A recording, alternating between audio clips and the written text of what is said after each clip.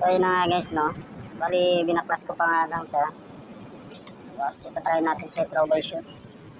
Bali ito nga pala yung panel gauge ng Suzuki Happiness.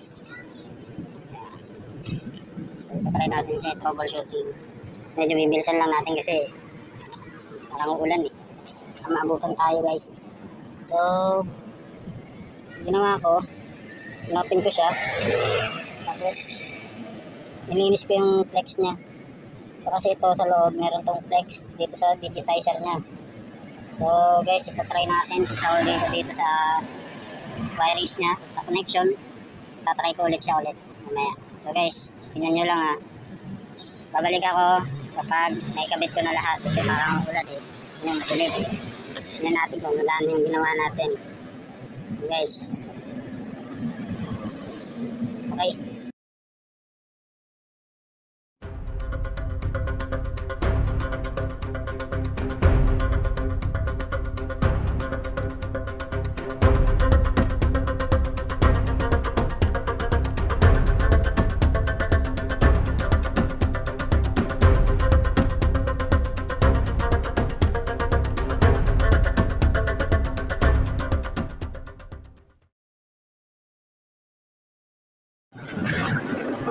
So, ayun na guys, naibalik na natin yung ating panel at testingin na natin siya. Ito na nga. Yun! Gumawa na yung press natin guys. Finish flex lang. Ayan, nakita nyo naman. Okay na siya. Very goods. So, kayo guys, huwag kayo kaagad magpapaayos. Kung kaya nyo, i-troubleshoot nyo pa lang. Ayan guys.